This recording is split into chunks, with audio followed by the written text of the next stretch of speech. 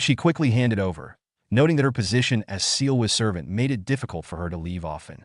She asked about how they could maintain contact in the future. Mujin revealed his plan to infiltrate the Heavenly Merchant Guild himself and stated that he would contact her once inside. So he, surprised, questioned why he was planning to infiltrate as well, given that the higher-ups had only trusted her with a mission, believing that adding another infiltrator could cause confusion. She emphasized her experience, having worked within the guild for 10 years. Mujin, realizing his mistake, thought to himself, "Did I talk too much?" So he, feeling threatened, asked if she was being replaced after all her hard work. In response, Mujin struck So-hee with a powerful punch to her face, sending her flying backward and causing her to cough up blood.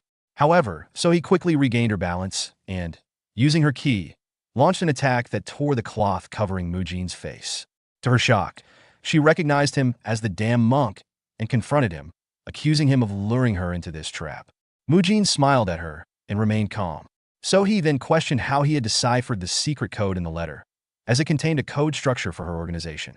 Mujin, dismissing her inquiry, responded that it was none of her business, and added that she and her group were already at his mercy. He reflected that he had learned the secret code structure from the unorthodox Tyrant Chronicles after some difficulty recalling it. Realizing that Mujin now knew about her identity and their top secret mission, so he threatened to kill him, releasing a menacing bloodlust. Mujin, unfazed, took a fighting stance and remarked that he likely appeared as an ordinary monk to her, but he would soon show her the difference in their strength. So he charged at Mujin with incredible speed, determined not to lose to someone she considered a mere brat. Mujin, smirking, thought it was time to test the effectiveness of his skills. Mujin knew that if he didn't give this fight everything he had, there was no doubt he would be the one to die. His opponent was not holding back, and hesitation meant death. He took a deep breath, forcing his mind to sharpen. This was his first real battle, and his life depended on it.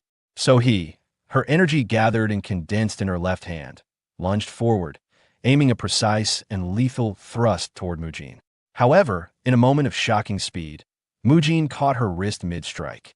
Before she could react, his other hand gripped the collar of her robe, and with a powerful twist of his body, he executed a flawless judo shoulder throw. So-hee's body arced through the air before slamming onto the ground with crushing force. A sharp gasp escaped her lips, followed by a splatter of blood as the impact shook her entire being. Lying on the ground, her body trembling from pain and the sheer disbelief of what had just happened, So-hee's mind raced. How did he manage to throw me like that? She thought, gasping for air. I've never seen that kind of technique before. Could there be a martial art like this within the Shaolin Temple? Her dazed state barely lasted a second before she noticed something, a looming shadow. Her eyes darted upward, just in time to see Mujin's fist descending like a hammer toward her. Without thinking, she rolled to the side. The ground where she had been moments ago cracked under the force of Mujin's strike, splintering in all directions like a spiderweb. As she tumbled backward, she kept her palm skimming the ground, gathering loose sand in her fingers. Mujin's sharp eyes immediately caught this, but his thoughts remained resolute. I'll use every trick necessary to win, he decided. Let's see how much she complains about underhanded tactics when she's the one using them. So he didn't hesitate.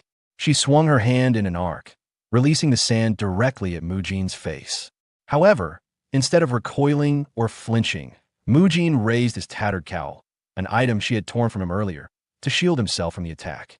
The grains bounced harmlessly off the fabric, dissipating into the air. So-hee's eyes widened in shock. He used the very cowl I ripped off? She thought. Would it even grab it? And more than that, he had the composure to use it effectively? But then, a slow,